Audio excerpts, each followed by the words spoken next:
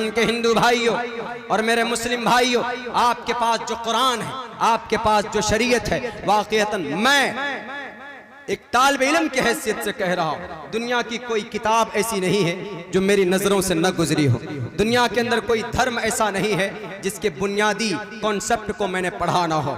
मैं प्रैक्टिकली आपको बता रहा हूं, इस्लामिक शरीयत जो कुरान है, कुरान करीम के अंदर जो तमाम बुराइयों का इलाज अपने अंदर रखता है, यह कुरान सारी बुराइयों का इलाज है।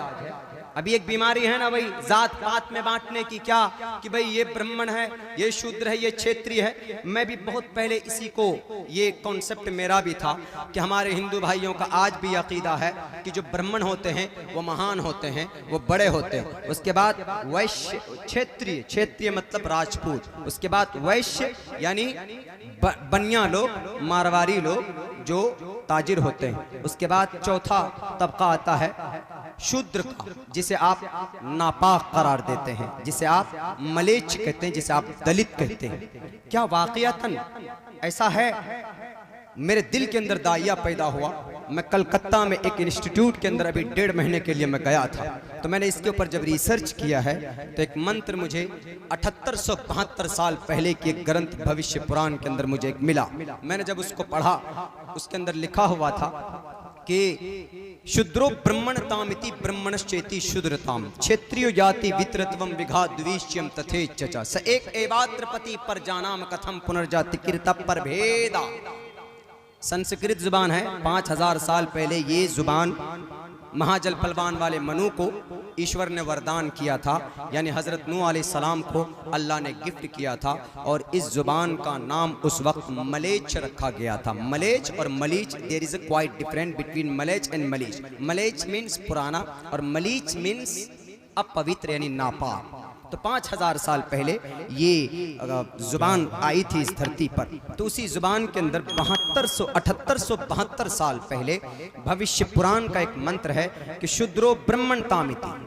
और वाकईतन क्या वेद व्यास जी ने इसकी तशरीह की कि शूद्रो ब्रह्मणतामिति ब्रह्मणश्चेति शूद्रताम क्षेत्रियो याति वित्रत्वम विघा द्विश्यम तथेच्छचा स एक एवात्रपति परजानाम कथम पुनर्जाति कीर्ता पर भेदा। इस साल तकरीबन मैं अक्सर जलसों के अंदर इसको पढ़ता हूँ और समझाता हूँ। क्यों? क्योंकि इन लोगों ने गुरु बन बनकर, गेरवे रंग के कपड़े पहनकर, अपने आप को ईश्वर का अवतार बता बता कर, बाबा गुरमीत सिंह राम रहीम जैसे ये कट गुरु लोगों को बेवकूफ बनाते रहे, हकीकत को छुपा छुपा कर रख दिया और लोगों के ऊपर अपनी हुकूमत और अपनी बादशाहत बरकरार रखने के लिए लोगों को बांटते रहे कि मैं ब्राह्मण, मैं ही कुर्सी पर बैठूंगा, तुम शूद्र हो, तुम मेरे पैर की जूतियों के बराबर भी नहीं हो, तुम नापाक। नहीं मेरे हिंदुस्तान के हिंदू भाइयों, नोट और हवाला लिख लीजिए आप। 7872 साल पहले वेद व्यास जी ने जो भविष्य पुराण लिखा है, उसका ये श्लोक उठाइए जिसके अंदर साफ तौर पर क्लियर किया गया है कि शूद्रो ब्रह्मण तामिति। कोई भी आदमी परमात्मा के सर से पैदा नहीं होता है। पैदा हर इंसान एक समान बराबर पैदा होता है इन द वर्ल्ड, दुनिया के अंदर। कोई पैदाइशी एतबार से बड़ा नहीं होता कि ये पैदाइश ईश्वर इसको बड़ा बनाकर भेज रहा है कि यही पीएम बनेगा, यही सीएम बनेगा, यही मुखिया में एमएलए और एमपी यही बनेगा। नहीं, बल्कि कोई भी आदमी अपने कर्म से, अपने अमल से बड़ा होता है, अपने काम से बड़ा होता है। इस्लाम का भी यही अकीदा है। कोई भी आदमी पैदाइशी तौर पर बड़ा नहीं होता, बल्कि अपने कर्म से बड़ा होता है। और बहुत से आदमी वो हैं कि जो बड़े खानदान से ताल्लुक रखते हैं। देखिए, खानदान अलग है। मोहम्मद रसूलुल्लाह भी एक महान खानदान में पैदा हुए थे। शंबल गराम गुख्यस बराहमानयस, ऊंचे खानदान को ब्राह्मणयस, ब्राह्मण खानदान, कुरैश खानदान। खानदान बड़ा हो सकता है, पुराना हो सकता है, एक्सेप्टेबल हो सकता है, लेकिन पाक और नापाक नहीं। आप ये नहीं कह सकते कि कुरैश में पैदा हुए तो मोहम्मद रसूलुल्लाह पाक थे, अब कोई जोलाहा अंसारी बनकर आया, खानदान में पैदा हुआ तो वह नापाक हो गया। ये कॉन्सेप्ट इस्लाम का नहीं है। यही बताया है इस मंत्र में। अगर कोई ब्राह्मण खानदान में पैदा हुआ तो अच्छी बात है, लेकिन ऐसा नहीं कि तुम्हें ईश्वर ने ब्राह्मण खानदान में पैदा किया तो तुम शूद्र को नापाक कहो और कहो कि तुम मेरी भाई गंदगी साफ करो, और तुम अपने जब रास्ते में चलो तो कदम के निशान को भी मिटाओ। ईश्वर ये नहीं कहता। ईश्वर ये कहता है कि आदमी जो भी अच्छा काम करेगा अपने कर्म की बुनियाद पर वो महान होता है, कर्म के वजह से महान होता है। और बहुत से वो आदमी जो ऊंचे खानदान में होते हैं लेकिन अपने गंदी हरकत की वजह से, अपने गंदे कॉन्सेप्ट ख्यालात की वजह से वो शूद्र बन जाते हैं। एग्जाम्पल देता हूं आपको इस मंत्र का उदाहरण। हिंदुस्तान की तकदीर लिखने वाला, हिंदुस्तान के संविधान को लिखने वाला कौन? तारीख मालूम होना चाहिए हिंदुस्तान के लोगों। मेरे नौजवान साथियों, आपसे भी गुजारिश है, जितना वक्त आप सोशल मीडिया पर एक्टिव होते हैं, जितनी देर में आप सलमान खान साहब की कोई पिक्चर रिलीज होती है तो 2-2 बजे रात पर आप उसको डाउनलोड करते हैं कि 12 बजे रात को जरा नेटवर्क फ्री रहेगा, हम उस ट्रेलर को सेव करते हैं और उसको ऑफलाइन करके देखेंगे। ये गलत है। तारीख के ऊपर भी आपकी नजर होनी चाहिए, तारीख के ऊपर भी आपकी गहरी नजर होनी चाहिए। हिंदुस्तान का विधाता कौन? हिंदुस्तान की तकदीर और संविधान को किसने लिखा? इस मंत्र के आधार पर उसको तो नापाक होना चाहिए। अरे डॉक्टर भीमराव अंबेडकर जो कि दलित थे, जो कि शूद्र थे, अगर तुम्हारी बात माने तो उनके हाथों से लिखी हुई चीज नापाक एंड रिजेक्टेबल, लेकिन नहीं, ये डॉक्टर भीमराव अंबेडकर ने 3 साल में हिंदुस्तान का संविधान लिखा। पूरी दुनिया के बड़े बड़े ममालिक का सफर करके इन्होंने चुन चुन कर जो अच्छी अच्छी चीजें थी, जो अच्छे अच्छे एक्ट थे, वो हिंदुस्तान के संविधान के अंदर दाखिल किया ताकि हिंदुस्तान के अंदर सब प्यार मोहब्बत से जिंदगी गुजार सकें। और उन्होंने सबसे पहली ये बात भी कही कि all Indian person are equal to the Indian constitution. Hindustan की नजर में कोई बड़ा छोटा नहीं है, हिंदुस्तान की नजर में कोई पाक और पवित्र और अपवित्र नहीं है, बल्कि बराबर है। अगर इन लोगों की मानो, इन बहरूपियों की मानो, तो वो तो दलित थे, वो तो शूद्र थे, उनके भाई लिखी हुई किताब क्यों नाफिज की गई? लिखा हुआ संविधान 26 जनवरी 1950 को इम्प्लीमेंट किया गया। पूरे हिंदुस्तान के अंदर हिंदुस्तान का ये कानून नाफिज किया गया। हम उसी दिन को 26 जनवरी के नाम से याद करते हैं, रिपब्लिक डे के दिन से हम उसको याद करते हैं। 15 अगस्त 1947 में हमारा मुल्क आजाद हुआ था।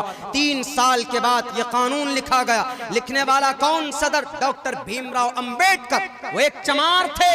आज इन गुरुओं की मानो, इन शराबी और कबाबी फासिक फज्जार दज्जाल के बेटों की मानो तो डॉक्टर भीमराव तो नापाक थे, लेकिन नहीं, ईश्वर के मुताबिक कहा गया कि अगर कोई निचले तबके का आदमी भी हो लेकिन वो अगर काम अच्छा करता है तो उसको बड़ा दर्जा ब्राह्मण से भी आगे बढ़ जाता है। और ये साबित किया डॉक्टर भीमराव अंबेडकर ने। पूरी दुनिया के अंदर अदब से नाम लिया जाता है। क्यों? क्योंकि आदमी भले ही छोटे फैमिली से बिलोंग करता था लेकिन काम इतना अच्छा कर गया। हिंदुस्तान के पूरी इस तकरीबन जितने भी लोग हैं इनको एक इतना खूबसूरत निजाम दे करके गए। पूरी दुनिया के अंदर इनका रिस्पेक्ट और इनकी इज्जत की जाती है।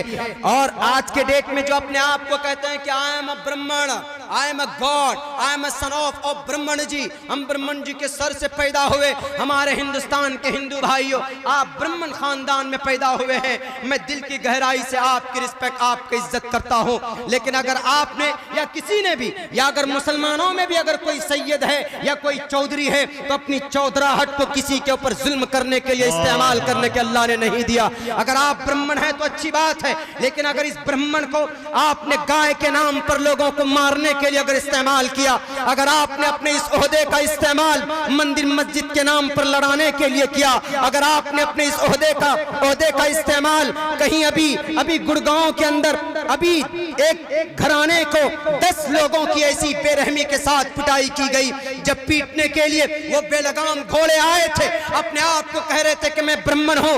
आपको ईश्वर ने ब्राह्मण बनाया ना मासूम निहत्थे लाचार लोगों के ऊपर अत्याचार करने के लिए नहीं। 20 मार्च होली के दिन, जिस दिन होलिका ने अपने भाई को प्रहलाद को लेकर आग में घुसी थी, वो भी एक बहुत बड़ी हिस्ट्री है। उस पवित्र मौके पर हमारे हिंदुस्तान के हिंदू भाइयों, आपको तो उस दिन खुशी मनानी चाहिए, लेकिन आपके बेलगाम घोड़ों ने, जिनके रगों के अंदर आपने इंजेक्शन डाल डाल कर नफरतें भर दी है, वो डंडा लेकर पहुंचा उस घर के अंदर और कहा कि यू आर अ मुस्लिम, तुम तो मुसलमान हो, तुम यहाँ नहीं रह सकते, तुम पाकिस्तान जाओ। उनको कम से कम उनके ऊपर हमला करने से पहले सोचना चाहिए ये किन की औलाद है। ये नवाब सिराजुद्दौला की औलाद है। नवाब सिराजुद्दौला कौन था? इस देश के अंदर सबसे पहले अंग्रेज के खिलाफ सर पे कफन बांधकर तलवार लेकर जिहाद और आजादी के लिए सबसे पहले कदम बढ़ाने वाला मुजाहिद नवाब सिराजुद्दौला था। आपने सोचा होता 2 बार 3 बार 10 बार कि हम जिस फैमिली को मार रहे हैं इनके बाप दादाओं की बड़ी कुर्बानी रही।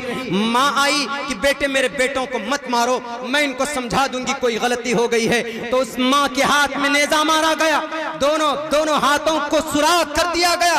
एक मासूम से 1.5 साल की बच्ची थी, दरवाजा तोड़कर अंदर घुसा और उस बच्ची को बेड पर ऐसे पटक पटक कर मारा गया कि वो बच्ची बेहोश हो गई। उस घर से निकलने वाला 3 साल का एक इफरान नाम का बच्चा, वो अपने पड़ोस में पहुंचता है और जाकर कहता है कि मुझे जरा रंग दे दो ताकि मैं अपनी शक्ल पे लगा लूंगा तो ये लोग मुझे नहीं पहचानेंगे, नहीं मारेंगे। लेकिन इतनी नफरत भरी गई हमारे हिंदुस्तान के हिंदू भाइयों, ब्राह्मण का ये मतलब नहीं होता है कि हिंदुस्तान के लोगों के बीच में इतनी नफरतें भर दो कि वो एक मासूम बच्चे की भी हिफाजत ना करे धर्म के नाम पर। ऐसा हिंदुस्तान में हो रहा है, ऐसा हो रहा है। अगर अब्दुल्ला सालिम झूठ बोलता है तो मेरी जुबान खींच लीजिए आप, ताकि मैं आइंदा आप लोगों को ये झूठी कहानी ना सुना सकूं। ये तो जनाब रिकॉर्डेड था, इसलिए लोगों के सामने ये बात आ गई। लेकिन आज उन जल्लादों को, आज उन हत्यारों को, आज उन मुजरिम को नहीं पकड़ा गया, उन्हें छोड़ दिया गया। कहां यह हमारा हिंदुस्तान जा रहा है? अल्लाह के नबी अलैहिस्सलाम ने इसी भेदभाव को मिटाया है। इस्लाम इसीलिए क़यामत तक रहेगा कि अगर 1450 साल बाद भी अगर कोई रावण का बेटा भी अगर धर्म के नाम पर बांटने की कोशिश करे, या अगर ब्राह्मण और शूद्र के नाम पर किसी को पवित्र अपवित्र कहने का प्रचार करे, तो मोहम्मद रसूलुल्लाह ने कहा था, इस्लाम ने कहा था कि अल्लाह की नजर में कोई धर्म की अहमियत नहीं, कोई जात की अहमियत नहीं है, बिरादरी की अहमियत नहीं है, बल्कि वहां पर कर्म को देखा जाता है, वहां पर अमल को देखा जाता है। अगर कोई धर्म के नाम पर, बिरादरी के नाम पर अगर कोई कामयाब होता तो अबू लहब कामयाब होता, अबू जहल कामयाब होता, लेकिन इनकी तबाही पर पूरी की पूरी सूरत अल्लाह तबारक व तआला ने नाजिल कर दी। लेकिन वहीं पर देखो, अगर कर्म अच्छा हो तो भले ही गरीब हो, भले ही बदसूरत हो, भले ही वो निचले तबके से ताल्लुक रखता हो। कौन? बिलाल हबशी रज़ी अल्लाह तआला अन्हु गरीब थे, गुलाम थे, लाचार थे, बेबस थे, 3 मर्तबा गुलाम हो चुके थे। अगर तुम्हारी मानो तो उनको तो कचरे में डालने के लायक आदमी थे, लेकिन नहीं, इस्लाम ने कहा ला फज़ल लिअरबिय्यिन अलल अजमी। कोई आदमी अगर मालदार है तो गरीब के ऊपर कोई फजीलत नहीं, अगर कोई खूबसूरत है तो बदसूरत इंसान के ऊपर कोई फजीलत नहीं, अगर कोई आदमी ताकतवर है तो कमजोर के ऊपर उसका जोर नहीं चलना चाहिए। मोहम्मद रसूलुल्लाह ने, इस्लाम ने, जो क़यामत तक रहेगा, इन अच्छाइयों की बुनियाद पर इन गलत फहमियों को दूर करता है जो आज के डेट में लोगों की दिल दिमाग के अंदर जो एलिगेशंस लगाए जाते हैं। तो इसलिए मोहम्मद रसूलुल्लाह ने कहा कि बिलाल, तुम्हारा अमल क्या है? अरे बताओ तो सही। तुम चलते हो मक्का की गलियों में, तेरी चलने की आहट सुनाई देती है जन्नतुल फिरदौस में।